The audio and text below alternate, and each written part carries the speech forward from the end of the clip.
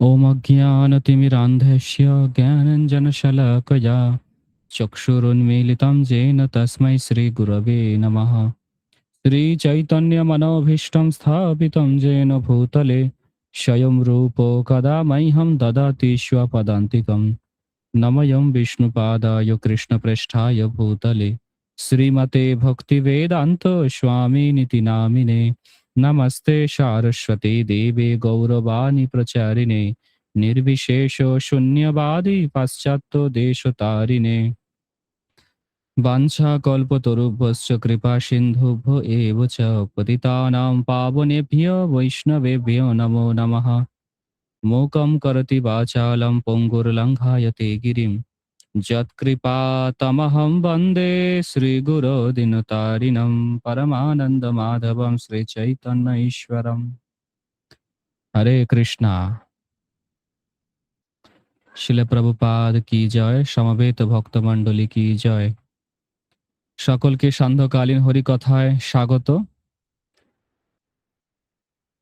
বৈষ্ণব সদাচার যে সিরিজ চলছে তার পঞ্চম চতুর্থ পর্ব আজকে। চতুর্থ পর্ব না সাক্ষী গোপাল? চতুর্থ পর্ব, বৈষ্ণব সদাচার চতুর্থ পর্ব। তো আজকে আমরা অনেকগুলো বিষয় আলোচনা করব। সেবা অপরাধ, ৩২ প্রকার সেবা অপরাধ,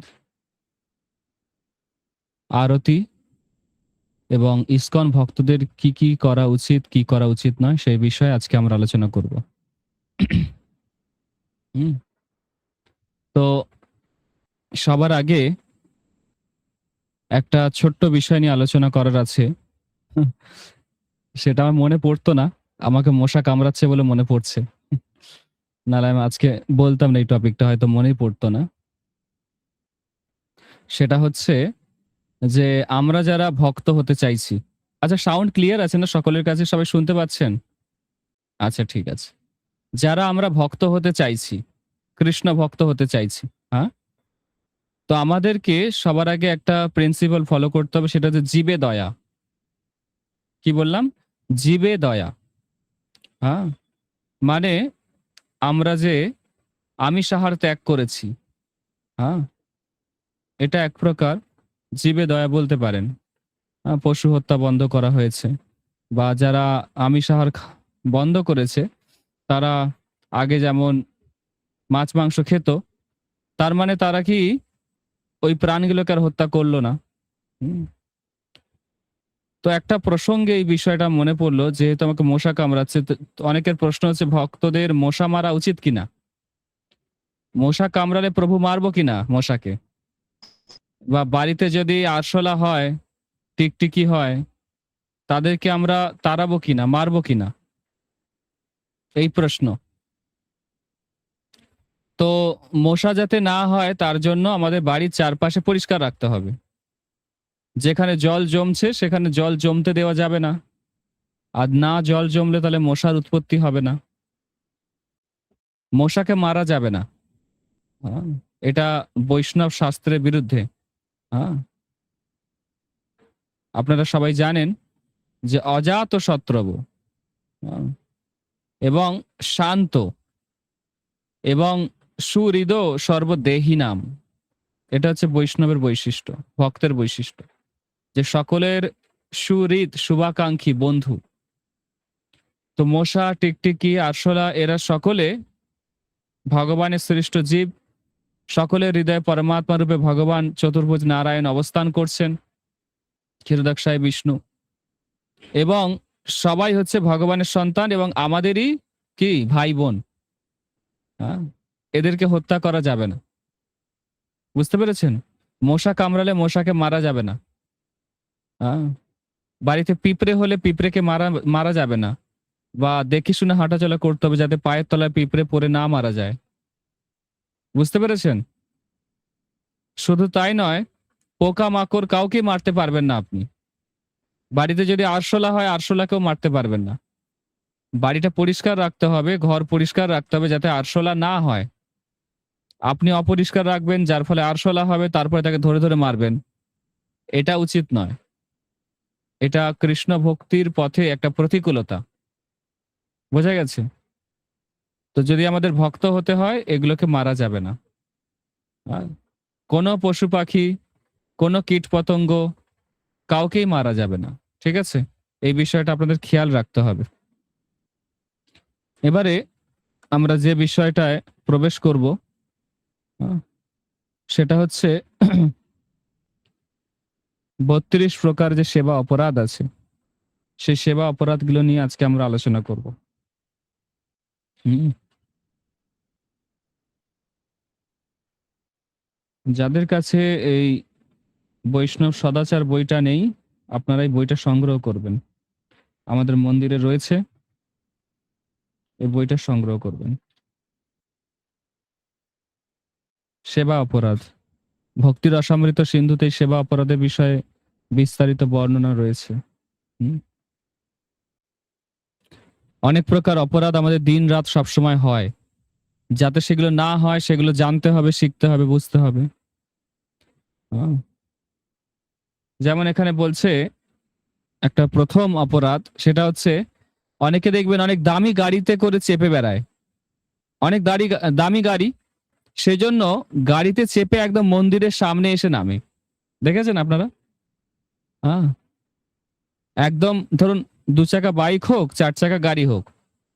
শাস্ত্রে বলছে ভগবানের সামনে এসে গাড়ি থেকে নামা যাবে না। আপনি দূরে গাড়িটা পার্কিং করে জুতোটা খুলে আসুন। হাত-পা ধুয়ে আসুন ভগবানের কাছে। এটা হচ্ছে নিয়ম। কিন্তু আমরা কি অনেকে সাইকেলে করে আসি মন্দিরে, বাইকে করে আসি, ৪ চাকা গাড়িতে করে আসি। ৪ চাকা গাড়ি তো মন্দিরের ভেতরে ঢোকানো যায় না। হ্যাঁ? তো ২ চাকা বাইক বা সাইকেলে করে অনেক ভক্ত আসে একদম ভগবানের সামনেই সাইকেল থেকে নামছে। এটা উচিত না। এটা শাস্ত্র বিরুদ্ধ। এটা আমাদেরকে শিখতে হবে। বুঝতে পেরেছেন? ভগবানের সামনে গাড়ি থেকে বা বাহক থেকে নামা যাবে না। বাহন থেকে নামা যাবে না। একটু দূরে সাইকেল, বাইক, গাড়ি রেখে জুতো খুলে, হ্যাঁ? হাত-পা ধুয়ে ভগবানের সামনে আসতে হয়। ঠিক আছে? তাহলে আপনারা শিখে গেলেন। তো গাড়ি যদি নিয়ে আসবেন বা সাইকেল নিয়ে আসবেন, একটু দূরে ভগবানের আড়ালে একটু দূরে বাইকটা রেখে, সাইকেলটা রেখে, জুতো খুলে হাত-পা ধুয়ে ভগবানের কাছে আসতে হয়। ঠিক আছে? দ্বিতীয় হচ্ছে ভগবানের প্রসন্নতার জন্য, খুশির জন্য জন্মাষ্টমী, রামনবমী, নরসিংহ চতুর্দশী, এছাড়া স্নান যাত্রা, রথযাত্রা, ঝুলন যাত্রা, এই যে উৎসবগুলো আছে এগুলো অতি যত্ন সহকারে পালন করা উচিত প্রত্যেকের। হ্যাঁ? যদি সামনে মন্দির থাকে ২০-৩০ কিলোমিটারের মধ্যে তাহলে মন্দিরে চলে আসা উচিত। মন্দিরে এসে সেই উৎসবে অংশগ্রহণ করা উচিত। এতে কোন রকম অবহেলা করা উচিত নয়। বুঝতে পেরেছেন? কোন রকম অবহেলা করা উচিত নয়। এটা এক প্রকার অপরাধ যদি কেউ অবহেলা করে। এবারে বলছে অনেকে ভগবানের সামনে যায় কিন্তু ভগবানের সামনে গিয়ে প্রণাম করে না। বুঝতে পেরেছেন? ভগবানের যে সামনে যদি কেউ যাবে, ভগবানের সামনে যদি কেউ যায় সঙ্গে, সঙ্গে ভগবানকে প্রণাম করতেই হবে। অনেকে ভাবে কোমরে ব্যথা প্রণাম করব, থাক সকালে তো করেছি আর বিকেলে করব না। ভগবানের সামনে গিয়ে প্রণাম করতে কখনো অবহেলা করা উচিত নয়। বুঝতে পেরেছেন? অনেকে মন্দিরে আসে এটা ওটা এদিক ওদিক ঘুরে বেড়ায় কিন্তু ভগবানের সামনে যায় না, প্রণাম করে না। এটা এক প্রকার অপরাধ। ভগবানের সামনে গিয়ে প্রণাম করতে কখনো অবহেলা করা উচিত নয়। ভগবানের সামনে গেলে অবশ্যই প্রণাম করা উচিত। সঙ্গে, সঙ্গে প্রণাম করা উচিত। আ তারপরে বলছে কিছু খাওয়ার পরে হাত-পা ধুয়ে তারপর মন্দিরে ঢোকা উচিত। এটা ৪ নম্বর। কিছু খাওয়া-দাওয়া করার পরে হাত-পা ধুয়ে তারপরে মন্দিরে ঢোকা উচিত। আ ৫ নম্বর হচ্ছে দূষিত অবস্থায় মন্দিরে প্রবেশ করা উচিত নয়। দূষিত অবস্থা মানে ধরুন মাতাজিদের যে সমস্যা হয় প্রতি মাসে, সেরকম সমস্যা যদি হয় তাহলে মন্দিরের ভেতরে প্রবেশ করা উচিত নয়। আ এটা একটা মানে কি বলবো? সকলেরই মনে কষ্ট হবে কিন্তু এটা মনে রাখতে হবে। যে এই দূষিত অবস্থায় মন্দিরে প্রবেশ করা উচিত নয়, কাউকে স্পর্শ করা উচিত না। হ্যাঁ, এগুলো মনে রাখতে হবে। বা কোনো ধরুন মৃতদেহ দেখেছেন, রাস্তায় আসার সময় কোনো মৃতদেহ দেখেছেন, হ্যাঁ? তো আপনাকে স্নান করতে হবে। স্নান করে মন্দিরে ঢুকতে হবে। বুঝতে পেরেছেন? এরকম নিয়ম আছে। রাস্তাঘাটে কোনো মৃতদেহ দেখলে সরাসরি এসে মন্দিরে ঢোকা যায় না। স্নান করতে হয়। স্নান করে মন্দিরে প্রবেশ করতে হয়। ভগবান যেখানে রয়েছে সেই টেম্পল হল বা যেখানে কি বলে উপাসনা গৃহ, হ্যাঁ? সেখানে উঠতে গেলে আপনাকে স্নান করতে হবে। ঠিক আছে? আচ্ছা, অশৌচ অবস্থায় মন্দিরে প্রবেশ করা যায় না। অশৌচ অবস্থায়। অশৌচ মানে জানেন তো? অশৌচ মানে কি? যদি ধরুন কেউ বাড়িতে মারা গেছে বা কারোর এরকম পুত্র সন্তান হয়েছে, কন্যা সন্তান হয়েছে, কিছু অশৌচ থাকে। সেগুলো মানতে হয়। মানলে ভালো। হ্যাঁ? ঠিক আছে? সেই কটা দিন বাড়িতে থেকে ভজন সাধন করা, বেশি করে পবিত্র হওয়ার চেষ্টা করা, হবিষান্ন গ্রহণ এগুলো করা যেতে পারে। দণ্ডবত প্রণাম করার সময় অনেকে অপরাধ করে, এক হাতে দণ্ডবত প্রণাম করে। অনেকে মালা নিয়ে দণ্ডবত প্রণাম করে। হ্যাঁ? অনেকে আবার দণ্ডবত প্রণাম করার সময় ২ হাত সোজাসুজি লম্বা মানে সোজাসুজি রেখে দেয়।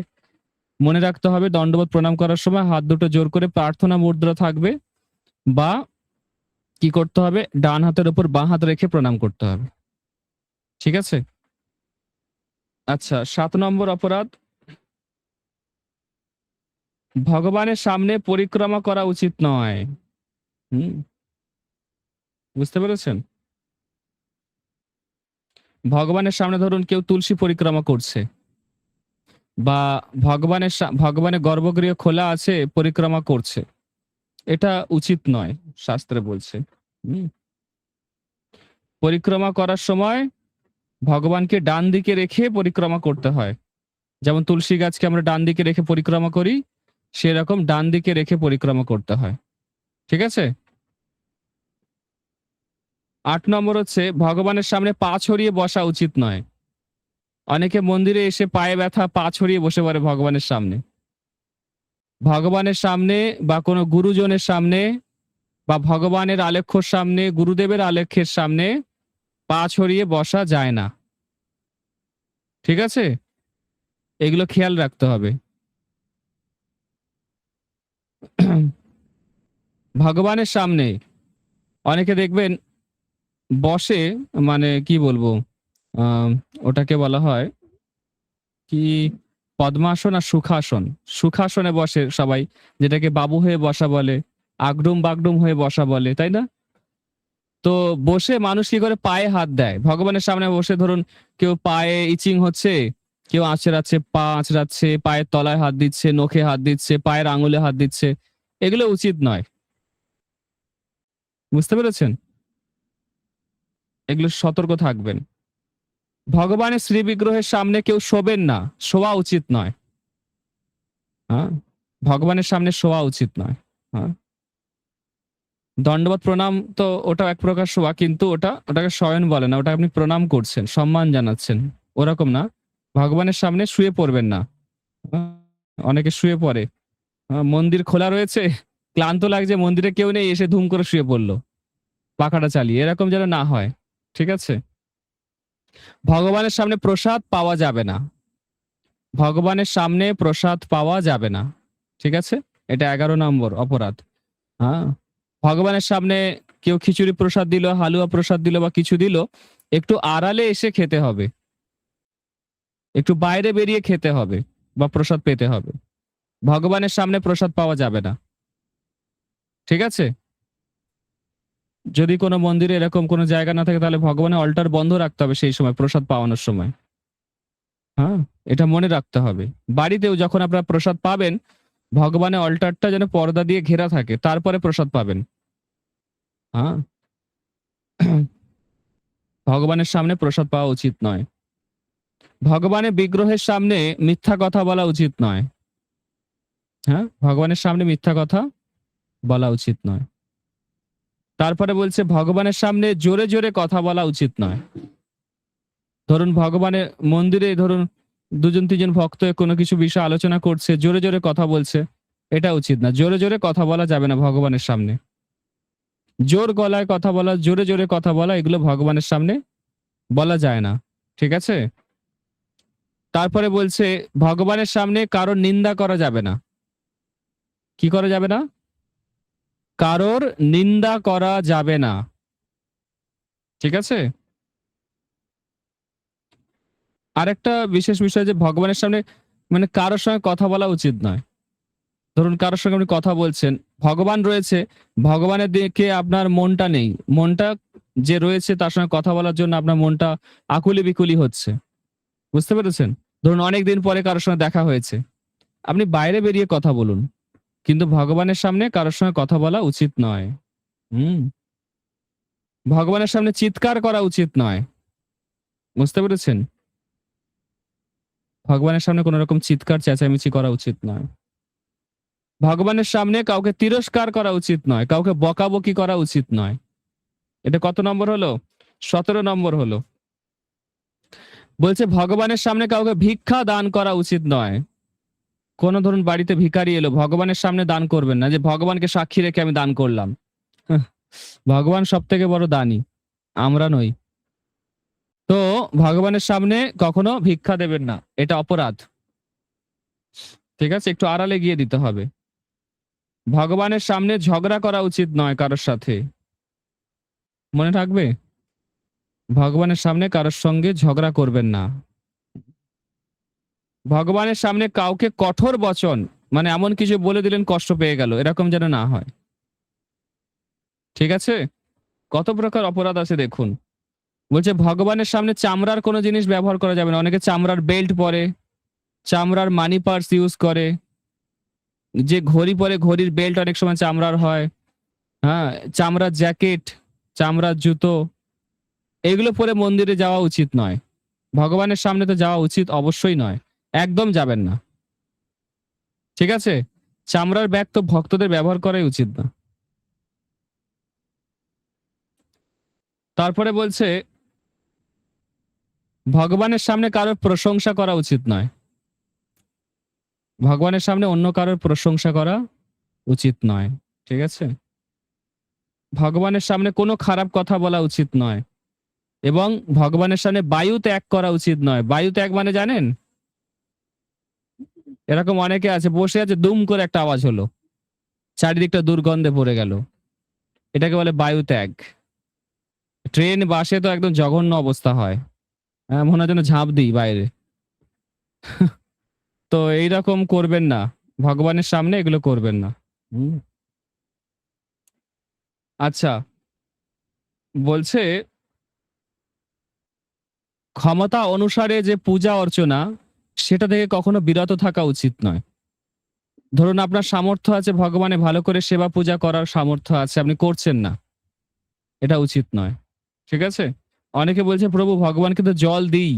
ভগবান তো গীতাতে বলেছে জল দিলে পাতা দিলে আমি খুশি হয়ে যাই। জল পাতা কারা দেবে? যাদের কিছু নেই, যারা অনেক গরিব মানুষ, দেওয়ার মতো কিছু নেই, তারা জল পাতা এগুলো দিলে ঠিক আছে। কিন্তু যাদের যত আছে সেগুলো ভগবানকে নিবেদন করা উচিত। আপনার অর্থ আছে, আপনি অর্থ দিয়ে মন্দির বানিয়ে দিন ভগবানের। আপনার যদি ক্ষমতা, শরীরে শক্তি আছে, আপনি এসে মন্দিরে ভগবানের সেবা পূজা করুন, মন্দির পরিষ্কার করুন। আপনার যদি বুদ্ধি আছে তাহলে আপনি প্রচার করুন, গীতা ভাগবত প্রচার করুন। হ্যাঁ? এবং আপনার যদি যে গুণটা আছে সেই গুণটা আপনি ভগবানের সেবায় কাজে লাগাতে পারেন। ঠিক আছে? ২৫ নম্বর অপরাধ হচ্ছে ভগবানকে কিছু না নিবেদন করে খাওয়া উচিত নয়। ভগবানকে নিবেদন করে খেতে হবে। ভগবানকে না দিয়ে কিছু খাওয়া উচিত নয়। একমাত্র ওষুধ খাওয়ার সময় শ্রী বিষ্ণু, শ্রী বিষ্ণু, শ্রী বিষ্ণু ৩ বার বলে ওষুধ খাবেন। ঠিক আছে? ২৬ নম্বর অপরাধ সেবা অপরাধ। অনেক সময় বাজার থেকে টাটকা সবজি কিনে নিয়ে এসে মানুষ একা খেয়ে নেয়। ধরুন আ শীতকালে নতুন সবজি উঠেছে। সবার আগে ভগবানকে দেওয়া উচিত। ভগবানকে না দিয়ে খাওয়া উচিত নয়। ঠিক আছে? আচ্ছা, খাবার তৈরি হয়ে যাওয়ার পরে ভগবানকে না দিয়ে অন্য কাউকে দেওয়া উচিত নয়। অনেক সময় খাবার রেডি হয়ে গেছে, ভোগ লাগানোর টাইম নেই। হ্যাঁ, ছেলেকে মেয়েকে বা বাড়ি কোনো আত্মীয় এসে গেছে, হঠাৎ অতিথি এসে গেছে, গেস্ট এসে গেছে, ভোগ লাগাতে লেট হবে, আমরা সরাসরি দিয়ে দিচ্ছি প্রসাদী করে, এটা উচিত নয়। ঠিক আছে, ভগবানকে নিবেদন না করে দেওয়া উচিত নয়। বলছে নিঃশব্দে গুরুদেবকে প্রণতি নিবেদন করা উচিত নয়। গুরুদেবকে যখন প্রণাম করব, তার প্রণাম মন্ত্র জোরে জোরে উচ্চারণ করতে হবে। নমো বিষ্ণুপাদায় কৃষ্ণ প্রেষ্ঠায় ভূতলে শ্রীমতে ভক্তি বেদান্ত স্বামিনীতি নামিনে নমস্তে সারস্বতে দেবে গৌরবাণী প্রচারিণে নির্বিশেষ শূন্যবাদী পাশ্চাত্য দেশতারিণে। জোরে জোরে বলতে হবে। বলছে নিঃশব্দে প্রণাম করা উচিত নয়, জোরে জোরে প্রণাম মন্ত্র উচ্চারণ করতে হবে গুরুদেবকে প্রণাম করার সময়। গুরুদেবের সামনে এলেই গুরুদেবের মহিমা কীর্তন করতে হবে। গুরুদেবকে দেখলেই, গুরুদেবের সামনে গেলেই তার মহিমা কীর্তন করতে হবে, তার প্রশংসা করতে হবে। এইটা হচ্ছে 30 নম্বর সেবা অপরাধের মধ্যে পড়ে। ঠিক আছে, গুরুদেবের যশ কীর্তন মহিমা কীর্তন করতে অবহেলা করা উচিত নয়। 30 নম্বর এটা। তারপরে বলছে গুরুদেবের সামনে কখনো নিজের প্রশংসা করতে নেই। 31 নম্বর। হ্যাঁ, গুরুদেবের সামনে কখনো নিজের প্রশংসা করা উচিত নয়, যে গুরুদেব আমি এরকম করে ভক্তি করছি, এত ভালো ভক্তি করছি, আমি এই করেছি সেই করেছি। গুরুদেব সব জানে। 32 নম্বর কি, ভগবানের সামনে কোনো দেবদেবীর নিন্দা করা উচিত নয়। ঠিক আছে, ভগবানের সামনে কোনো দেবতার বা কোনো দেবীর নিন্দা করা উচিত নয়। ঠিক আছে, সবাই ভগবানের ভক্ত, ভগবানের সেবক। এছাড়া আরো কিছু অপরাধ আছে, 32 প্রকার অপরাধ ছাড়া আরো কিছু অপরাধ আছে। যেমন বলছে অন্ধকার ঘরে ভগবানকে স্পর্শ করা উচিত নয়।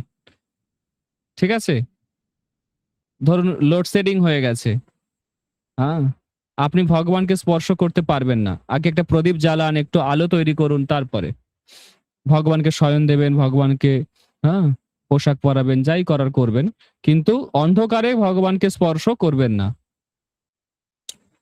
তারপরে বলছে ভগবানের বিগ্রহ অর্চনার যে বিধি বিধান আছে সেগুলো দৃঢ়তার সঙ্গে পালন করতে কখনো অবহেলা করা উচিত নয়। আরতি, কীর্তন, ভোগ লাগানো, ভগবানকে শয়ন দেওয়া, ভগবানকে জাগানো, এগুলো করতে কখনো অবহেলা করা উচিত নয়। অনেকে কি আছে, ভোগ লাগাতে অনেক সময় লাগে, ভোগ লাগানোর অনেক দীর্ঘ পদ্ধতি রয়েছে। হ্যাঁ, যেখানে ভোগ লাগাবেন সেই জায়গাটা পরিষ্কার করতে হয়, তারপরে আসন পাততে হয়, গুরুদেবকে, গুরু পরম্পরার আচার্য বর্গকে, ভগবানকে আবাহন করতে হয়, সেই আসনে পুষ্প রাখতে হয়, আবাহন করতে হয়, গুরুদেবকে, তারপরে পরম গুরুদেব শিল প্রভুপাদকে আচমন করতে হয়, পাদ্যম দিতে হয়। বুঝতে পেরেছেন? এবং তারপরে ভগবানকে আচমন করাতে হয়। যে সমস্ত ভোগ রান্না করা হয়েছে সেগুলো গঙ্গা জল জল সংক্ষেপে গঙ্গা জল দিয়ে সেই প্রত্যেকটা আইটেমের উপরে একটু করে জল দিতে হয়, বা অস্ত্রায় ফট বলে শুদ্ধ করতে হয়। কিছু মুদ্রা আছে, সেই মুদ্রা দেখাতে হয়। হ্যাঁ, তারপরে তার মধ্যে তুলসী পত্র দিতে হয় প্রত্যেকটা আইটেমের ওপরে। তারপরে কিছু মন্ত্র আছে, গুরুদেবের প্রণাম মন্ত্র 3 বার, প্রভুপাদের প্রণাম মন্ত্র 3 বার, তারপরে মহাপ্রভুর প্রণাম মন্ত্র 3 বার, তারপরে নম ব্রহ্মণ্য দেবায় গো ব্রাহ্মণ হিতায় চ, এই মন্ত্রটা 3 বার। তারপরে গুরুদেবকে অনুরোধ করতে হয়, হে গুরুদেব, আমি তো রন্ধন করতে জানি না, আপনি কৃপা করে যা বানিয়েছি এটা কৃপা করে, যা ভুল ত্রুটি আছে আপনি সংশোধন করে এটা ভগবানকে নিবেদন করে দিন। হ্যাঁ, বুঝতে পেরেছেন? এত দীর্ঘ পদ্ধতি হয়তো করার সময় নেই। অনেকে কি করে, ভগবানকে তাড়াতাড়ি করে রান্নার খাবারটা বাটিতে তুলেই একটা তুলসী পাতা উপরে দিয়েই ভগবানের সামনে রেখে একটু ঘন্টিটা নাড়িয়ে দিল, বাস পর্দা টেনে দিল, হয়ে গেল ভোগ লাগানো। শর্টকাট। হয়তো স্বামী অফিসে বেরোবে, ছেলে স্কুলে যাবে, মেয়ে কলেজে যাবে, তাড়াতাড়ি ভোগ লাগাতে হবে, না দিয়ে খাওয়া যাবে না ভগবানকে, প্রভুরা বলেছে। তো কি করলো, গরম জিনিসের উপর তুলসী পাতা দিয়ে দিল। গরম জিনিসে তুলসী পাতা দেওয়া যায় না। গরম যে রান্না করে নিয়ে এসছেন সেটার উপর তুলসী পাতা দেওয়া যায় না, তুলসী পাতার জল দিতে হয়, তুলসী টাচ করে একটু জল দিতে হয়, তুলসী দেবেন না, এটা অপরাধ হয়। হ্যাঁ, বুঝতে পেরেছেন? অনেকে পায়েস সবার শেষে রান্না করে পায়েস, গরম গরম পায়েস ভগবানকে দিয়ে দেয়, এটা সিস্টেম নয়। চাটনি পায়েস রান্নার সবার আগে রান্না করতে হয়। পায়েসটা যত বসে ক্ষীরের মতো হয়ে যাবে তত ভগবানকে দিলে ভগবান আনন্দ পাবে। পায়েস কখনো গরম অবস্থায় দিতে নেই। অনেক মাতাজি এটা জানে না। পায়েসটা সবার শেষে রান্না করে। আমি বলছি, কেন এটা করেন? পায়েস সবার আগে রান্না করবেন। চাটনি, পায়েস এগুলো সবার আগে রান্না করবেন। হ্যাঁ? যত পায়েসটা জমে যাবে ক্ষীরের মতো হবে তত ভগবানের সেটা আস্বাদন করতে ভালো লাগে। বুঝতে পেরেছেন? রান্না করে সঙ্গে, সঙ্গে ভোগ লাগিয়ে দেবেন না। একটু হালকা ঠান্ডা হতে দেবেন, তারপর ভোগ লাগাবেন। এগুলো এক প্রকার অপরাধ। হ্যাঁ? ভগবানকে খুশি করতে গিয়ে ভগবানের চরণে অপরাধ যেন না হয়ে যায়। হ্যাঁ? এগুলো খেয়াল রাখতে হবে। ঠিক আছে? অনেক সময় ধরুন কেউ ভোগ লাগাচ্ছে, ভোগ লাগিয়ে দিল, জল দিল না ভগবানকে। জল দিতেই ভুলে গেল। হ্যাঁ? অনেকে জল দেয়, হাফ গ্লাস জল দেয়। পুরো গ্লাস ভর্তি করার টাইম নেই। এটা যেন না হয়। সুন্দর করে সেবা করুন। ঠিক আছে? ভগবানের পাত থেকে অনেকে দেখি সার্ভ করে দেয় প্লেটে। না, এটা করবেন না। একটা অন্য প্লেটে ট্রান্সফার করবেন, সেখান থেকে যে ভক্তরা বসেছে তাদের পরিবেশন করবেন। ঠিক আছে? বলছে কোন রকম শব্দ না করে আগমন বার্তা না জানিয়ে ভগবানের কক্ষে প্রবেশ করা যায় না। ধরুন টেম্পল হলে ঢুকছেন আপনি, ভগবান যেখানে আছে প্রার্থনা গৃহ বা টেম্পল হল, সেখানে আপনি ঢুকছেন। অবশ্যই দরজার মধ্যে ৩ বার টোকা দেবেন। অনুমতি নেবেন, ভগবান আমি আসছি। সব মন্দিরে এরকম সিস্টেম আছে। দেখবেন সব মন্দিরের বাইরে একটা করে ঘন্টা থাকে। ঘন্টাটা বাজিয়ে তারপর ভেতরে ঢোকে। ভগবানের দৃষ্টি আকর্ষণ করার জন্য। যে প্রভু আমি মহাপাপী, এতদিন পরে সময় বের করতে পেরেছি আপনার কাছে আসার। এই এসেছি। হ্যাঁ? বুঝতে পেরেছেন? টেম্পল হলে ঢোকার আগে দরজায় টোকা দিয়ে বা একটা ৩ বার হাততালি দিয়ে তারপর ঢুকতে হয়। এগুলো খেয়াল রাখতে হবে। ধরুন এরপর একটা অপরাধ হচ্ছে, ধরুন কুকুর বা নিম্ন স্তরে কোনো পশু, বিড়াল হতে পারে বা যে কোনো কেউ, ভগবানের খাবার যদি দেখে নেয়, যে রান্না করছেন দেখে নেয়, সেটার ভগবানকে ভোগ লাগানো যাবে না। মনে থাকবে? ভগবানের রান্না একটু গোপনে, একটু আড়ালে করতে হয় যাতে কেউ না দেখে। হ্যাঁ, খেয়াল রাখতে হবে এই জিনিসগুলো। ভগবানের খাবার যখন ভগবানের গর্ভগৃহে নিয়ে যাবেন, অবশ্যই চাপা দিয়ে নিয়ে যাবেন।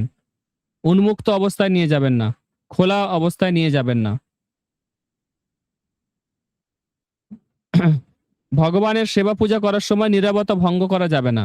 এদিকে ভগবানের সেবা চলছে, এদিকে কথা বলছি। আরতি করছি, ধূপ ঘোরাচ্ছি, স্বামী কাজে বেরোচ্ছে, বলে দিলাম ওই মানিব্যাগটা তোমার ওখানে রেখেছি, নিয়ে নাও। এদিকে ঘন্টাও নড়ছে, ধূপও ঘুরছে। তোমার জলের বোতলটা নিয়েছো?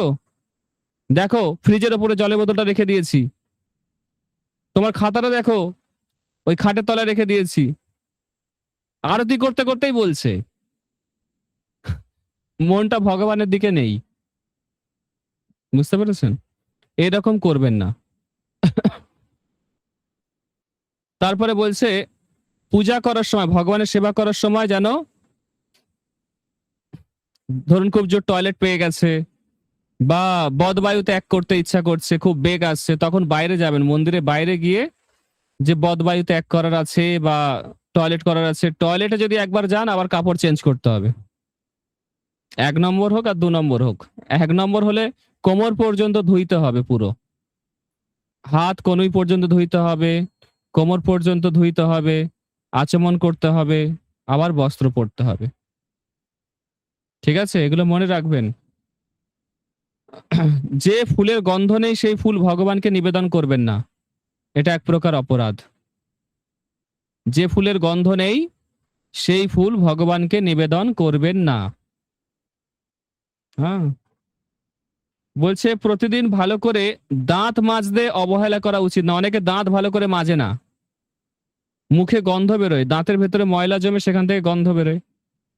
এটা ভগবত ভক্তিতে একটা খুব কি বলবো, বিরক্তিকর ব্যাপার। ভালো করে দাঁত মাজবেন, কমপক্ষে দিনে ২ বার দাঁত মাজবেন। এটাও বলতে হয়, আচার্যরা এটাও শেখাচ্ছে, দাঁতটা মাজো ভালো করে। হ্যাঁ, হরিভক্তি বিলাসে এই দন্ত ধাবনের উপর কত কিছু বলা আছে। ঠিক আছে? মাতাজিরা যখন রজস্বলা হন বা ওই যে অসুবিধা সেই সময় কোনো প্রভু যেন স্পর্শ না করে বা কাউকে স্পর্শ না করলে ভালো সেই সময়। ঠিক আছে? এটা এক প্রকার অপরাধ। আচ্ছা, তারপরে বলছে লাল এবং নীল রঙের জামাকাপড় পরে ভগবানের সামনে যাওয়া উচিত নয়। লাল রঙের এবং নীল রঙের জামাকাপড় পরে ভগবানের সামনে যাওয়া উচিত নয়। মনে থাকবে? এগুলো খাতা পেন নিয়ে লিখে নিন সব। সব ভুলে যাবেন। হ্যাঁ? মন্দিরে বলছে রেগে যাওয়া উচিত নয় কখনো। ক্রুদ্ধ হওয়া উচিত নয়। হুম। ভগবানের শ্রীবিগ্রহের সামনে কখনো ঢেকুর তোলা উচিত নয়। ভগবান ধরুন পেট ভরে খেয়েছেন, এত খেয়েছেন ভগবানের সামনে এসে ঢেকুর তুলছেন। হ্যাঁ, ভগবানের সামনে ঢেকুর তোলা উচিত নয়। হুম। তারপরে কোন প্রকার মাদক দ্রব্য, আফিম এই সমস্ত গ্রহণ করে ভগবানের মন্দিরে প্রবেশ করা উচিত নয়। তেল মেখে মন্দিরে প্রবেশ করা উচিত নয়। বুঝতে পেরেছেন? তেল সবসময় স্নানের আগে মাখতে হয়। যে কোনো প্রকার তেল স্নানের আগে মাখবেন। স্নানের পরে তেল মাখবেন না। তেল মেখে এদিক ওদিক ঘোরাঘুরি করবেন না। বুঝে গেছে?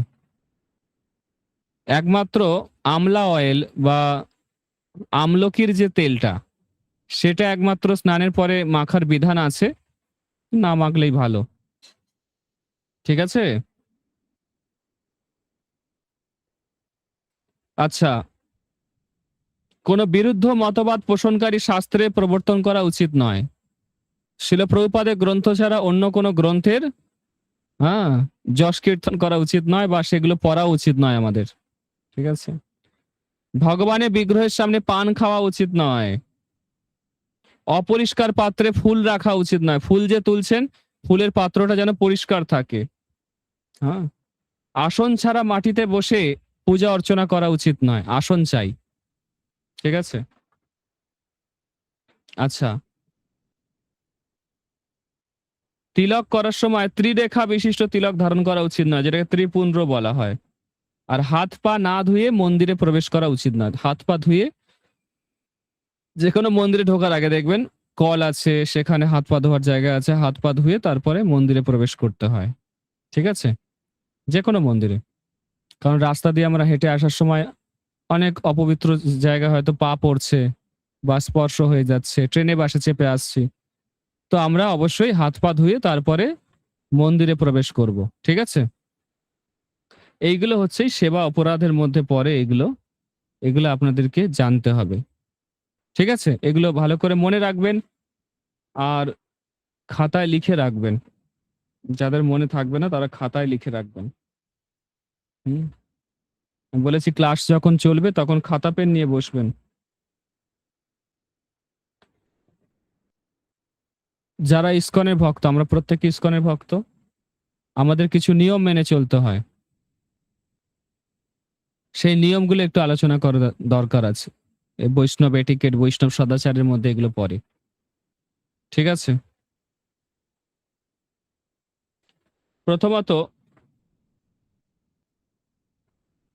শাস্ত্রে যে নিয়ম আছে সেই নিয়মগুলো যথাযথভাবে পালন করতে হবে। শাস্ত্রে যা নিয়ম দেওয়া আছে। কি নিয়ম দেওয়া আছে শাস্ত্রে? যেমন কখন ঘুমাতে হবে, কখন ঘুম থেকে উঠতে হবে, ঘুম থেকে উঠে কি করতে হবে। আমি গতকাল বলছিলাম না যে ঘুম থেকে উঠে আগে হাত দুটো দর্শন করতে হবে। করাগ্রে বসতে লক্ষ্মী, কর মধ্যে সরস্বতী, করমূলে তু গোবিন্দ, প্রভাতে কর দর্শন, এরকম মন্ত্র বলতে হবে। গুরুদেব, গুরু পরম্পরা বা আচার্যবর্গ যদি ছবি থাকে দর্শন করতে হয়। ভগবানের ছবি দর্শন করতে হবে চোখ খুলে। বুঝতে পেরেছেন? কি খাওয়া উচিত, কি খাওয়া উচিত নয় সমস্ত কিছু শাস্ত্রে বর্ণনা আছে। সেগুলো জেনে শুনে সেইভাবে আচরণ করতে হবে। হুম। বলছে যারা শুদ্ধ ভক্তির নিয়মগুলো পালন করে না তাদের সঙ্গে মেলামেশা করা উচিত নয়। অনেক রকম ভক্ত আছে। কেউ ভেজাল ভক্তি করে, হ্যাঁ, কেউ শুদ্ধ ভক্তি করে। যারা ভেজাল ভক্তি করছে তাদের সঙ্গ করা উচিত নয়। অনেক জায়গায় আমি প্রসাদ পেতে গেছি অনেক ভক্তের বাড়িতে। কখনো কখনো দেখি একজন ভক্ত রান্না করেছে মাতাজি, সেটা কি বলছে, নামটা ভুলে গেছি, রান্নার আইটেমটার নামটা ভুলে গেছি, বলছি কেমন বৈশিষ্ট্য সেটা বলছি। আলু সিদ্ধ করেছে, আলুর ভিতরের অংশটা খুবলে তুলে নিয়েছে চামচ দিয়ে, বেসন ভেজে কিছু একটা করে তার মধ্যে দিয়েছে, তারপরে সেটা একটু ওই কারি মতো তৈরি করেছে, একটু গ্রেভি টাইপের তৈরি করে, মনে হচ্ছে যেন ডিমের কারি। বুঝতে পেরেছেন? ডিমের কারি খেয়েছেন না আপনারা ভক্তি জীবনে আসার আগে? সেরকম বানিয়েছে, নিরামিষ, কিন্তু দেখে মনে হবে ডিমের কারি। পুরো আলুটাকে ছুলেছে, অর্ধেক করে কেটেছে, সিদ্ধ করেছে, ভেতরে মাঝখানের অংশটা তুলে নিয়েছে, তারপরে বেসন দিয়ে সুন্দর করে পুর দিয়ে সেটা ভেজেছে, ভেজে কালিয়া মতো করেছে। তো এরকম খাবেন না, এরকম রান্না করবেন না। যেটা পূর্ব আশ্রমের কথা মনে করায়, অধর্মের কথা মনে করায়, এগুলো করবেন না। এটা অনুচিত জিনিস। ঠিক আছে? কিছুদিন বাড়িতে আমাদের বৈষ্ণব সেবাতে ডেকেছে, বৈষ্ণব সেবা। হ্যাঁ, যদিও আমরা বৈষ্ণব নই, তবু লোকে ডাকে কেন জানি না। যাই, গিয়ে দেখি বিরিয়ানি করেছে আর পনিরের কালিয়া করেছে। বুঝতে পেরেছেন? বিরিয়ানিতে আছে সয়াবিন, সেই সয়াবিনটা গুরু মহারাজও খেতে বারণ করেছে, গৌরাঙ্গ প্রেম স্বামী মহারাজও খেতে বারণ করেছে। সয়াবিনে অনেক রকম ভেজাল দিচ্ছে, এখন আমিষ জিনিস ব্যবহার করছে সয়াবিনের মধ্যে টেস্ট বাড়ানোর জন্য। এছাড়া পনিরের কালিয়া, পনিরের কালিয়া না বিষের কালিয়া? হ্যাঁ, ওটা গরুর দুধ না পুতনার দুধের পনির। হ্যাঁ, পনিরের পিস এক একটা 100 গ্রাম ওজন হবে। যেমন মাছের কালিয়া হয় সেরকম পেটির মতো সাইজ করে কেটেছে পনিরগুলোকে, কেটে মানে একদম কালিয়া করেছে, লোকের যাতে মনে হয় যে তুমি ওইটাই খাচ্ছ, নিরামিষ কিন্তু ওইটাই খাচ্ছ, এরকম যাতে স্মৃতির উদয় হয়। হ্যাঁ, এটা ভক্তদের মানে কি বলবো, উপযুক্ত ব্যবহার নয়। আমরা যদি ভক্ত হতে চাইছি, আমাদের খাবার দাবার সব সহজ সরল হতে হবে। বুঝতে পেরেছেন? অনেক বাড়িতে আমি যাই এরকম বৈষ্ণব সেবাতে, কিন্তু সেখানে দেখি যে ভগবানকে যেগুলো ভোগ লাগিয়েছে অর্ধেক আমাদের খাওয়ার উপযুক্ত নয়। অন্ন ডাল একটু কিছু করলা ভাজা বা কিছু খেয়ে চলে আসতে হয় আমাদেরকে। যে বাড়িতে বৈষ্ণব সেবার জন্য ডেকেছে আমাদেরকে, সেই বাড়িতে আমরা কিছু ফল নিলাম গোটা গোটা, নিয়ে ভগবানকে নিবেদন করলাম, করে পেলাম। বৈষ্ণব সেবাতে ডেকেছে কিন্তু আমাদের কিছুই খাওয়া হলো না। আমরা সেদিনকে প্রসাদ পেলাম বিকেল 4টের সময়, সকাল থেকে না খেয়ে। বুঝতে পেরেছেন? এরকম হয় মাঝে মাঝে। আমরা এই যে পুরুষোত্তম মাসে অনেক কিছু পালন করছিলাম, যেগুলো অনেক ভক্ত আছে যারা পালন করে না। সরিষার তেল, পাঁচফোড়ন বা আরো অনেক কিছু আছে যেগুলো আমরা পালন করি, কিন্তু বহুবিধ যুক্ত ফল, সবজি, অনেক কিছু আছে যেগুলো আমরা খাই নাই পুরুষোত্তম মাসে। শাস্ত্রে আচার্যরা বারণ করেছে, কিন্তু অনেকে খাচ্ছে, খাচ্ছে। তো এই ভেজাল ভক্তি আর শুদ্ধ ভক্তি দুটো আলাদা জিনিস। বলছে যারা ভেজাল ভক্তি করছে তাদের সঙ্গ করা যাবে না। বুঝতে পেরেছেন? আপনার আশেপাশে এরকম অনেক লোক দেখতে পারবেন যারা এরকম ভেজাল ভক্তি করছে।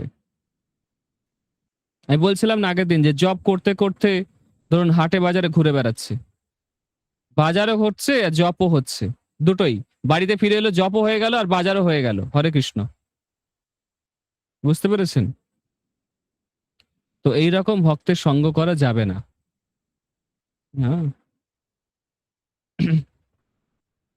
তো শুদ্ধ ভক্তি যারা করছে তাদের সঙ্গ করবেন, যারা শুদ্ধ ভক্তি করছে না তাদের সঙ্গ করা যাবে না। আচ্ছা, তারপরে বলছে ভগবানের যে সম্পত্তি, সম্পদ, ইলেকট্রিক হতে পারে, সে জল হতে পারে, যে কোনো কিছু ভগবানের সম্পদ কখনো অপচয় করা উচিত নয়। অনেকে মন্দিরে এসে ফ্যান চালিয়ে বসে পড়ল, কেউ একটা ডাকলো, চলে গেল, ফ্যানটা বন্ধ করলো না, বাস। তাহলে কার পয়সা যাচ্ছে? ভগবানের পয়সা নষ্ট হচ্ছে, ভগবানের সম্পদ নষ্ট হচ্ছে। খেয়াল রাখতে হবে। ঠিক আছে? বলছে কৃষ্ণ ভক্তির সহায়ক নয় এমন গান, নাটক, এই সমস্ত কিছু দেখা যাবে না, শোনা যাবে না। বুঝতে পেরেছেন? আগের দিন আমি একটা বলছিলাম না, কটা এই সমস্ত এখন বাজারে অনেক গান বেরিয়েছে, কৃষ্ণ বলে বাহু তুলে, এই সমস্ত বাহু তুলে নাচানাচি শুরু করে দেবেন না। প্রভুপাদ যেগুলো দিয়ে গেছে সেগুলো করবেন। ঠিক আছে? এগুলো খুব সাবধান থাকবেন। সমাজে এরকম অনেক কিছু চলছে। আমি তো সমাজে সবকিছু নকল দেখতে পাই। এখন তো কিছুদিন আগে দেখছিলাম চাল, প্লাস্টিকের চাল বেরিয়ে গেছে। হ্যাঁ, প্লাস্টিকের চাল। ও সিদ্ধ হয়ে এরকম বড়, বড় দেখতে হয়ে যাবে, খাবেন, ক্যান্সার হয়ে মরবেন। হ্যাঁ? সব ভেজাল। আ বিদেশে এক প্রকার কুমড়োর সাইজে আপেল তৈরি হচ্ছে। সেরকম বানিয়েছে। কুমড়ো সাইজের আপেল। হ্যাঁ, বুঝতে পেরেছেন? এরকম যেন না হয়। হুম। তো ভেজাল ভক্তি করবেন না। আসল ভক্তি করুন যাতে এই জীবনে ফিরে যেতে পারেন। আচ্ছা, তাহলে কৃষ্ণ ভক্তি সহায়ক নয় এমন কোন গান, নাটক, রেডিও, সিনেমা, ভিডিও, উপন্যাস, পত্রিকা এসব পড়া যাবে না বা দেখা যাবে না। ঠিক আছে? টিভিতে অনেকে কৃষ্ণ সিরিয়াল দেখে। দীক্ষিত ভক্ত কৃষ্ণ সিরিয়াল দেখছে। কৃষ্ণ সিরিয়াল দেখতে, দেখতে জব করছে। হ্যাঁ? আর কৃষ্ণ হচ্ছে বলিউডের হিরো। হ্যাঁ? রাধারানী ছুটছে, কৃষ্ণ ছুটছে। আহাহাহা! হ্যাঁ? কত সুন্দর। আর জব করছে হরে কৃষ্ণ, কৃষ্ণ, কৃষ্ণ, হরে, হরে। হরে রাম, রাম, রাম, হরে, হরে। রস একদম ঝরে, ঝরে পড়ছে। এরকম টিভি সিরিয়াল দেখবেন না। কৃষ্ণ সিরিয়াল, হ্যাঁ? আগে যেগুলো হয়েছে আজ থেকে প্রায় ৪০ বছর আগে, হ্যাঁ? সেই সমস্ত মহাভারত, কৃষ্ণ সিরিয়াল সেগুলোর মধ্যে তবু কিছু শিক্ষণীয় ছিল। কিন্তু এখন বর্তমানে যে এই যে কালার চ্যানেলে যে টিভি সিরিয়াল হলো না কিছুদিন আগে কৃষ্ণা, রাধারানীর মাথা থেকে রক্ত বেরোচ্ছে। দেখেছেন আপনারা? হ্যাঁ? এই সমস্ত সব অপসিদ্ধান্ত। এই সমস্ত দেখবেন আর ভক্তি নষ্ট করবে খালি। তো এগুলো করবেন না কখনো। ঠিক আছে? আচ্ছা, যারা ব্রহ্মচারী বলছে তাদের নিজস্ব বলে কিছু থাকবে না। যা কিছু অর্থ, যা কিছু সবকিছু কর্তৃপক্ষকে জমা দিতে হবে সবসময়। কোনো ব্যাংক অ্যাকাউন্ট, কোনো নিজস্ব আলাদা প্রভিডেন্ট ফান্ড, এলআইসি এগুলো কিছু থাকা উচিত নয় ব্রহ্মচারীদের। শুধু দুটো ধুতি পাঞ্জাবি আর জপের ব্যাগ ছাড়া কিছু থাকবে না। ঠিক আছে? বলছে ব্রহ্মচারীরা কখনো একা প্রচার করতে যাবে না। ২-৪ জন ভক্ত তাদের সঙ্গে যাবে। প্রভুপাদের এগুলো নিয়ম, এগুলো প্রভুপাদ দিয়ে গেছে। ঠিক আছে? বলছে কর্তৃপক্ষের অনুমতি ছাড়া মন্দিরের বাইরে যাওয়া যাবে না। যাওয়া উচিত নয়। হুম। এই সমস্ত প্রভুপাদ দিয়ে গেছে খুব সুন্দরভাবে। বলছে ব্রহ্মচারীদের কোন মাতাজিদের কোন একা মাতাজি আছে, কোন প্রভু একা আছে কথা বলা যাবে না। সেখানে তৃতীয় একজন ব্যক্তি থেকে থাকতে হবে। এটা সিস্টেম। কোন ব্রহ্মচারী কোন মাতাজির সঙ্গে একাকী কথা বলতে পারবে না। সেখানে একজন তৃতীয় ব্যক্তি থাকতে হবে। অন্য একজন মাতাজি বা অন্য একজন প্রভুজি অবশ্যই থাকতে হবে। না হলে কথা বলা যাবে না। এই জন্য আমাদের মন্দিরে দেখবেন অফিসেও আমরা ক্যামেরা বসিয়ে রেখেছি এবং আমাদের পার্সোনাল রুমে আমরা যেখানে ঘুমাই, সাধনা করি, ভক্তি করি সেখানেও আমাদের ক্যামেরা। এরকম কোথাও দেখেছেন আপনারা? কেউ পার্সোনাল রুমে ক্যামেরা লাগিয়ে রেখেছে? কোথাও নেই। কিন্তু আমরা লাগিয়ে রেখেছি। হ্যাঁ?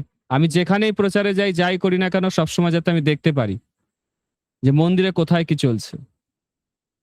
হ্যাঁ? বুঝতে পেরেছেন? তো এই বিষয়ে খুব অ্যাকচুয়ালি ভক্তকে খুব ট্রান্সপারেন্ট হওয়া দরকার। জল যেমন স্বচ্ছ, ভক্তকে তেমন স্বচ্ছ হতে থাকতে হবে। স্বচ্ছতা থাকতে হবে। জলের মতো স্বচ্ছ। ভেতরে বাইরে সমান। বুঝতে পেরেছেন? খুব এই বিষয়গুলো যেমন ধরুন কোন মাতাজি ফোন করেছে, কোন প্রভুকে তার কিছু সমস্যা বলছে। এটা 1 to 1 হয়ে যায়। সেজন্য আমাদের যদি কেউ কোন মাতাজি ফোন করে আমি লাউড স্পিকারে দিয়ে কথা বলি। যাতে আরো ৫ টা ভক্ত শুনতে পায় যে কি কথা বলছি। এইটা ব্রহ্মচারীদের এরকম ট্রান্সপারেন্ট হওয়া দরকার। না হলে ব্রহ্মচারী সে থাকতে পারবে না। বুঝতে পেরেছেন? মাতাজিদের সঙ্গে হাসাহাসি, হা, হা, হু, হু, লালা লুলু এইসব কিছু করা যাবে না। বুঝতে পেরেছেন? ধরুন কোন মাতাজি কোন প্রভুকে কিছু দিতে চান। কর্তৃপক্ষকে সেটা জমা দিতে হবে। কর্তৃপক্ষ দেখবে সেই ব্রহ্মচারী সেটা প্রয়োজন আছে কিনা, তবে সেটা তাকে দেবে। এটাই সিদ্ধান্ত। ধরুন কেউ এসে কোনো ব্রহ্মচারীকে ৫০০ টাকা দিয়ে গেল, প্রভু আপনি কিছু কিনে নেবেন। সে ব্রহ্মচারী নিজের পকেটে রেখে দেওয়া উচিত না, সেটা কর্তৃপক্ষকে জমা দেওয়া উচিত। বুঝতে পেরেছেন? এগুলো আপনাদের জেনে রাখা উচিত। এগুলো খুব একটা আপনাদের কাজে না লাগলেও এগুলো জেনে রাখা উচিত আপনাদের। ঠিক আছে?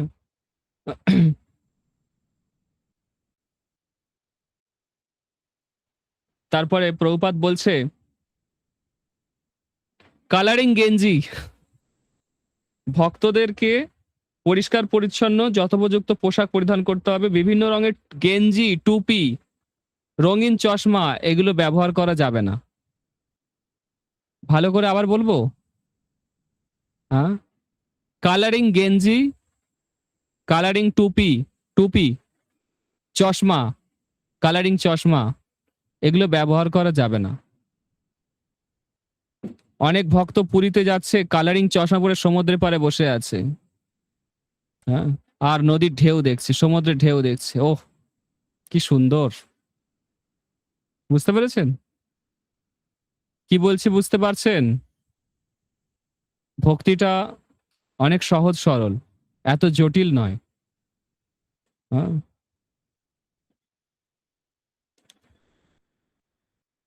তারপরে বলছে লাইট বাতি, লাইট ফ্যান নির্দিষ্ট সময় বন্ধ করতে হবে। জল অপচয় করা যাবে না। বাথরুমে গিয়ে অনেকে অনেক জল অপচয় করে। জল সেগুলো ভগবানের সম্পদ। ওইগুলো অপ্রয়োজনীয়ভাবে নষ্ট করা যাবে না। হ্যাঁ? আশ্রমে নীরবতা পালন করতে হবে। চিৎকার, হৈ হুল্লোড় করা, শীষ দেওয়া, জোরে জোরে দরজা জানলা বন্ধ করা এগুলো করা যাবে না। বাড়িতেও করবেন না। প্রভুপাদ এরকম বিরক্ত হতো যদি জোরে জোরে কেউ দরজা বন্ধ করতো, জানলা বন্ধ করতো, প্রভুপাদ খুব বিরক্ত হতেন। প্রভুপাদ তো ট্রান্সলেট করতেন বিভিন্ন গ্রন্থ, অনুবাদ করতেন। তো প্রভুপাদের খুব অসুবিধা হতো। প্রভুপাদ বলেছেন যে দরজা জানলা আস্তে আস্তে বন্ধ করতে হবে, জোরে জোরে বন্ধ করা যাবে না। এটাও বৈষ্ণব সদাচারের মধ্যেই পড়ে। বুঝতে পেরেছেন? বলছে বাইরে রেস্টুরেন্টে বসে খাওয়া, আলোচনা করা অথবা কোনো দোকানে বসে গল্পগুজব করা নিষিদ্ধ ভক্তদের। এই বৈষ্ণব সদাচার বইটা সকলে কিনবেন। এই বইটা, এই বইটা পড়বেন একটু। হ্যাঁ? কোনো রেস্টুরেন্টে বসে খাচ্ছেন, দোকানে বাজারে বসে বসে গল্প করছেন, এসব বন্ধ করতে হবে। এসব চলবে না। বলছে এখানে রেস্টুরেন্টে খাওয়া, বাইরে কোথাও দোকানে বসে গল্পগুজব করা এগুলো চলবে না। হুম। এছাড়া আমরা যে কোনো আশ্রমে থাকি না কেন, অপর আশ্রমকে সম্মান করতে হবে। ব্রহ্মচারী থাকলে সে গৃহস্থদের সম্মান করবে, গৃহস্থ থাকলে সে ব্রহ্মচারী সন্ন্যাসীদেরকে সম্মান করবে। সকলকে সম্মান করতে হবে। বুঝতে পেরেছেন? একটা আশ্রমের লোক অপর আশ্রমের লোককে সম্মান করতে হবে। ঠিক আছে? প্রভুপাদ আরো কিছু স্পেশাল ইনস্ট্রাকশন দিয়েছে। বলেছে প্রত্যেক ভক্তকে মাসে অন্তত একবার সেভিং করতে হবে, মস্তক মুন্ডন করতে হবে। ঠিক আছে? কয়েকটা জিনিস আরো কয়েকটা বলে দিচ্ছি। এগুলো তো বললাম। ৩২ প্রকার সেবা অপরাধ বলে দিলাম। তারপর এক্সট্রা আরো কিছু অপরাধের বিষয়ে আলোচনা করেছি। ঠিক আছে? ইসকন ভক্তদের কি পালন করা উচিত না উচিত সেগুলো বলেছি। যেমন আরো কয়েকটা গুরুত্বপূর্ণ জিনিস, সেটা হচ্ছে ভক্তরা বাইরে থেকে চিপস কিনে খাবেন না। ভক্তরা বাইরে আইসক্রিম খাবেন না। এগুলো দেখে বাইরে অপপ্রচার হয় যে ইসকনের ভক্তরা এগুলো খায়। এগুলো করবেন না। এগুলো ভক্তি নষ্ট হয় এতে। ঠিক আছে? অনেক কিছু বলেছি আমি এই বিষয়ে। যেমন বেশি সাজাগোজা করবেন না। সহজ সরল থাকার চেষ্টা করবেন। হ্যাঁ? আবার অনেক সময় কীর্তন এমন হচ্ছে যে মাতাজি প্রভুজি ভুলে যাচ্ছে কে মাতাজি কে প্রভুজি, নাচতে শুরু করে দিল ধেই ধেই করে একদম। এরকম করবেন না। মাতাজি প্রভুদের মধ্যে একটা ব্যারিয়ার থাকতে একটা একটা পাঁচিল থাকা উচিত বা একটা গার্ড থাকা উচিত। এটা কলিযুগ, এটা সত্যযুগ নয়। খুব সাবধান থাকবেন এই বিষয়ে। হ্যাঁ? বলছে না ভাবিয়া করিও কাজ, করিয়া ভাবিও না। সবসময় ভেবে চিন্তে কাজ করতে হবে। বলছে বৈষ্ণব ভক্তদের সবসময় গুরু, ভগবান বা ভগবানের বিগ্রহ ভগবানের শুদ্ধ ভক্ত বা শ্রদ্ধেয় ব্যক্তিকে প্রণাম করা উচিত। বুঝতে পেরেছেন? রাস্তাঘাটে ধরুন বেরিয়েছেন, কোথাও ভগবানের ছবি দেখলেন, প্রণাম করা উচিত। ধরুন বাসে, ট্রামে, ট্রেনে, যেখানেই ভগবানের নাম দেখলেন বা ছবি দেখলেন, প্রণাম করা উচিত সঙ্গে সঙ্গে। সর্বদা কাঁচা ধোয়া জামা কাপড় পরা উচিত। আমি ক্লাসে বলেছিলাম শৌচতার ব্যাপারে। একবার ঘেমে গেলে সেই পোশাক আর দ্বিতীয়বার পরা যাবে না। কখনো রূঢ় ভাষা, কঠোর ভাষা প্রয়োগ করা যাবে না। কখনো নিজের প্রশংসা করা যাবে না। একটা ভক্তের সবথেকে বড় গুণ হচ্ছে কি? কখনো নিজের প্রশংসা করবেন না। সবসময় ভক্তদের প্রশংসা করবেন, অন্য ভক্তের প্রশংসা করবেন। নিজের প্রশংসা করবেন না। তারপর বলছে অতিরিক্ত ঘুমানো উচিত নয়, অতিরিক্ত জেগে থাকা উচিত নয়। যারা পরমহংস স্তরের বৈষ্ণব তারা 2 ঘন্টা ঘুমায়। হ্যাঁ, অ্যাটলিস্ট 6 ঘন্টা 6.5 ঘন্টা ঘুমানো উচিত কমপক্ষে। ঠিক আছে? 8-10 ঘন্টা নয়, আবার 2-4 ঘন্টা নয়। এটাকে ব্যালেন্স করতে হবে। ঠিক আছে? বলছে তিলক করার পর আচমন করবেন। তিলক করার আগেও আচমন করতে হয়, তিলক করার পরেও আচমন করতে হয়। অনেকে 3 আচমন করে। ওম কেশবায় নমঃ, নারায়ণায় নমঃ, মাধবায় নমঃ। 24 আচমন করলে ভালো। বোঝা গেল? 24 আচমন যারা জানেন না শিখে নেবেন। তারপর বলছে দাঁড়িয়ে দাঁড়িয়ে টয়লেট করা যাবে না, পেশরাব করা যাবে না, ইউরিন পাস করা যাবে না দাঁড়িয়ে দাঁড়িয়ে। ঠিক আছে? এটা বৈদিক সিস্টেম। এগুলো সব মেনে চলতে হবে। টয়লেট করার সময় জল ব্যবহার করতে হবে। পায়খানা করার পর স্নান করতে হবে। প্রসাদ পাওয়ার পর হাত পা ধুইতে হবে। ঠিক আছে? কখনো খুব জোরে জোরে হাসা যাবে না। এমন হাসছেন আকাশ বাতাস ফেটে ফেটে যাচ্ছে, বিশেষ করে মাতাজিদের ক্ষেত্রে। আমি 2-1 জনকে চিনি, এমন হাসবে, বাপ রে বাপ, সামনের লোক হার্ট অ্যাটাক করে মরে যাবে। বুঝতে পেরেছেন? সেই জন্য ওদের থেকে দূরে থাকি আমি। হ্যাঁ, ক্লাসের সময় যদি কিছু বলেছেন এমন হাসবেন বাকিরা সরে যাবে। মানে খুবই জোরে জোরে হাসে। তারপরে হাই তোলার সময়, হাঁচি করার সময়, অনেক সময় হাঁচি হয় না, তো মুখ ঢেকে করা উচিত। অনেক সময় প্রসাদ সার্ভ করছে, হাঁচি হাঁচু করে দিল, বাস প্রসাদ একদম পবিত্র হয়ে গেল। এরকম কতবার দেখেছি। খুব সাবধান, অপরাধের শেষ নেই এগুলো। ঠিক আছে? বিশেষ করে যাদের বেশি অতিরিক্ত ঘাম হয়, প্রসাদ সার্ভিং করার সময় সতর্ক থাকবেন, নাহলে সব নোনতা হয়ে যাবে। ঠিক আছে? বলছে যাদের বয়স বেশি, বয়োজ্যেষ্ঠ মানুষের সামনে পা ছড়িয়ে বসা যায় না। ভগবানের সামনেও পা ছড়িয়ে বসা যায় না। ঠিক আছে?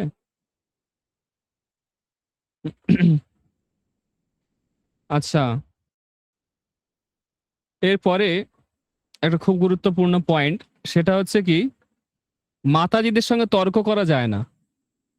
বলছে মাতাজিদের সঙ্গে কখনো তর্ক করবেন না, হেরে যাবেন তো, ওই জন্য বারণ করে দিয়েছে যে মাতাজিদের সঙ্গে কখনো তর্ক করবেন না। মহিলাদের কখনো ঈর্ষা করবেন না এবং ওনাদের অপমান করবেন না। শাস্ত্রে বারণ করছে। বুঝতে পেরেছেন? আপনারা খুশি হয়েছেন তো মাতাজি? সকলে খুশি হয়েছেন?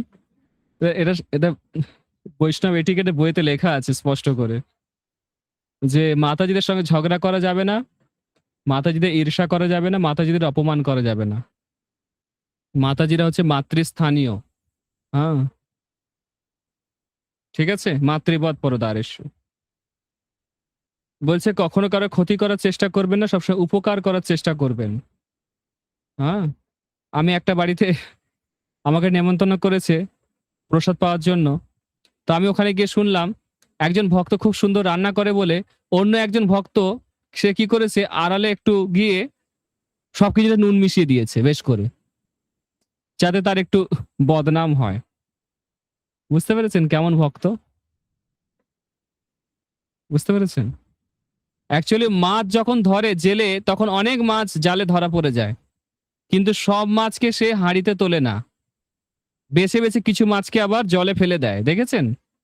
তেমনি আমরা সবাই প্রভুপাদের আশ্রয়ে চলে এসেছি, প্রভুপাদের জালে ধরা পড়ে গেছি, কিন্তু দেখা হবে মৃত্যুর সময় কে কত বড় ভক্ত হয়েছি, আবার এই জড়জগতে ছুঁড়ে ফেলে দেবে। বুঝতে পেরেছেন? হুম? আচ্ছা, বলছে অসৎ শাস্ত্র পাঠ অধ্যয়ন করা উচিত নয়। অসৎ শাস্ত্র মানে জানেন তো? যেগুলো পড়লে আমাদের ভক্তি জীবন নষ্ট হয়ে যায়। আচ্ছা, বলছে ক্ষৌর কর্ম করলে মানে চুল দাড়ি কাটলে, নখ কাটলে, শ্মশানে গেলে বা যৌন সঙ্গ করলে স্নান করতে হয়। আচ্ছা, বস্ত্রহীন ব্যক্তির দিকে তাকানো উচিত নয়। ঠিক আছে? বস্ত্রহীন হয়ে স্নান করা উচিত নয়। সবসময় স্নান করবেন যেন পরনে কিছু থাকে, গায়ে কিছু থাকে। হ্যাঁ? বুঝতে পেরেছেন? বস্ত্রহীন অবস্থায় স্নান করা উচিত নয়। এতে অপদেবতা, অসুর এবং ভূত-প্রেত শরীরে প্রবেশ করে। বুঝতে পেরেছেন? সাবধান থাকবেন। টয়লেট করার পরে যারা হাতে পায়ে জল দেয় না, আরো অনেক কিছু করার আছে, সেগুলো করে না। তখন কি হয়? ভূত-প্রেত প্রবেশ করে শরীরে। সংসারে অশান্তি লাগায়, আপনার শরীরকে মিসইউজ করে। বুঝতেও পারবেন না এগুলো। ঠিক আছে? বস্ত্রবিহীন ব্যক্তির দিকে তাকানো উচিত নয়। খুব সাবধান থাকবেন এগুলো। বলছে একমাত্র পুত্র এবং শিষ্য ছাড়া কাউকে প্রহার করা বা শাসন করা বা তিরস্কার করা উচিত নয়। পুত্র বা শিষ্য ছাড়া। আ বলছে রাত্রিবেলা ছোলা বা দই খাওয়া উচিত নয়। রাত্রেবেলা কখনো দই খাবেন না। ছোলা খাবেন না। ব্রহ্মচারীদের কিছু আরো নিয়ম আছে। সজিনা অর্থাৎ সজনে ডাঁটা খাওয়া উচিত না ব্রহ্মচারীদের দইয়ের সঙ্গে। শসা খাওয়া উচিত না রাতে। গোমাংস খাওয়ার পাপ হয়। ঠিক আছে? কোলের ওপর রেখে কিছু খাওয়া উচিত না। অনেকে দেখবেন মুড়ি খায়, কোলের ওপর থালা রেখে মুড়ি খাচ্ছে, ভাত খাচ্ছে, রুটি খাচ্ছে, বিছানার উপর বসে পড়ছে। এগুলো উচিত নয়। এগুলো সতর্ক থাকবেন। বলছে সন্ন্যাসীদের ৩ বার, ব্রহ্মচারীদের ২ বার অবশ্যই স্নান করা উচিত। হ্যাঁ? ঠিক আছে? বলছে স্ত্রীর সঙ্গে কখনো ঝগড়া করা উচিত নয়। সব শুনে রাখুন, যারা ঝগড়া করেন। আজ এ মাতাজিদের একদম ভিক্টরি ফ্ল্যাগ। হ্যাঁ? জয় জয়কার। স্ত্রীর সঙ্গে কখনো ঝগড়া করা উচিত নয়। ঠিক আছে? ঝগড়া করবেন না। মাতাজির একদম চওড়া হাসি। আচ্ছা, বলছে কেউ যদি অপমান করে, তিরস্কার করে, তাহলে তার প্রত্যুত্তরে সেই স্থান ত্যাগ করা উচিত। ঠিক আছে? ঝগড়া করা উচিত নয়। প্রতিদিন মঙ্গল আরতিতে যোগ দেওয়া উচিত। ভোর ৪ টের আগে শয্যা ত্যাগ করা উচিত। মঙ্গল আরতিতে যাওয়া উচিত ডেইলি। ভগবানের মঙ্গল আরতিতে। ঠিক আছে? ব্রহ্মচারীদের কখনো একা, একা ঘোরা উচিত নয়। বারণ করছে। বলছে ব্রহ্মচারীদের শিশুদের স্পর্শ করা, আদর করা এবং কোলে নেওয়া উচিত নয়। শিশুদের আদর করা, স্পর্শ করা, কোলে নেওয়া উচিত নয় ব্রহ্মচারীদের। ঠিক আছে? আচ্ছা, আরো অনেক কিছু আছে। ঘরের মধ্যে দাঁড়িয়ে, দাঁড়িয়ে চুল দাড়ি কাটা উচিত নয়, দাঁত মাজা উচিত নয়। হ্যাঁ? ঘুমাতে যাওয়ার আগে খুব ভালো করে হাত পা ধোয়া উচিত। এগুলো অনেক কিছু আছে শাস্ত্রে, বিধান আছে। এগুলো পালন করলে ভক্তি জীবনটা আরো সুন্দর হবে। হ্যাঁ? আরো আনন্দ পাবেন ভক্তি করতে। বলছে পিউরিটি ইজ দি ফোর্স। হ্যাঁ? পিউরিটি মানে হচ্ছে সুচিতা, পবিত্রতা। এটা আমাদের ভক্তির শক্তি। যত আপনি পবিত্র থাকবেন তত আপনি ভক্তি জীবনে শক্তি পাবেন। আপনি ২ বার ৩ বার স্নান করবেন, ৩ বার স্নান করে ৩ বারই কাঁচা কাপড় পরবেন। দেখবেন নিজে কতটা ভালো অনুভব হবে। হ্যাঁ? জব করার সময় একটু ফ্রেশ হয়ে স্নান করে, তিলক আচমন করে, ভালো পোশাক পরে জব করবেন। কত সুন্দর জব হবে। এবার বাসি কাপড়ে জব করে দেখবেন, একবার স্নান করে ভালো পোশাক পরে তিলক করে জব করে দেখবেন কতটা তফাৎ। এজন্য এই পবিত্রতা হচ্ছে আমাদের শক্তি। পবিত্রতা নষ্ট করবেন না। তাহলে ভক্তি নষ্ট হয়ে যায়। ঠিক আছে? একবার যেটা ঘেমে গেছে যে পোশাক, সেই পোশাক পরবেন না আর ২য় বার। খুব সতর্ক থাকবেন। আমরা তো মোবাইল পর্যন্ত শ্রীবিষ্ণু করি। মোবাইল পর্যন্ত জলে ধুলে ভালো হয়। এরকম অবস্থা আরকি। বুঝতে পেরেছেন? ঠিক আছে। কারো যদি কোনো প্রশ্ন থাকে এবার বলুন। গৃহস্থ ভক্তদের জন্য কিছু কনসেশন আছে, সেগুলো শুনলে আপনারা একটু আনন্দ পাবেন মনে। গৃহস্থ ভক্তদের জন্য কিছু মানে প্রভুপাদ কিছু কনসিডার করে গেছেন, ঠিক আছে? যেমন মন্দিরে 4:30 আরতি করতেই হবে, কিন্তু গৃহস্থ ভক্তরা 5টার মধ্যে করতে পারেন, তাদের আধ ঘন্টা একটু কনসেশন দেওয়া আছে। 5টা পর্যন্ত তোমরা করতে পারো, কোনো অসুবিধা নেই, ঠিক আছে? ঠিক আছে, আমাদের মন্দিরে ধরুন 6বার আরতি হচ্ছে, কিন্তু বাড়িতে শুধু মঙ্গল আরতি, গুরু পূজা আর সন্ধ্যা আরতি করলেই হবে, আর কোনো আরতি করতে হবে না, ঠিক আছে? এবারে গৌর আরতিতে আপনারা শুধু ধূপ, পুষ্প, চামর করতে পারেন, পূর্ণ আরতি নাও করতে পারেন। গৃহস্থদের এরকম অনেক কনসেশন দেওয়া আছে, ঠিক আছে? এরকম অনেক কিছু আপনাদেরকে ছাড় দেওয়া আছে, সেগুলো আপনারা করতে পারেন। কিন্তু করলে তো ভালো, পুরো মন্দিরের মতো করলে তো ভালো। প্রভুপাদ চেয়েছিলেন প্রত্যেকটা গৃহস্থ ভক্তের বাড়ি যেন মন্দিরের মতো হয়। সেটা তো সম্ভব হয় না, অনেক রকম কাজকর্ম, ছেলেপুলেকে মানুষ করা, অনেক কিছু থাকে। যতটা পারবেন চেষ্টা করুন। সবথেকে সবসময় মনে রাখবেন, শরীরের ভিতরে যা ঢোকাবেন সেটাই আপনার চেতনা তৈরি হবে। খাওয়া-দাওয়াটা একদম সঠিক করতে হবে। সাদামাটা, পরিষ্কার, সহজ সরল রাখতে হবে। হ্যাঁ? নন স্পাইসি, নন অয়েলি।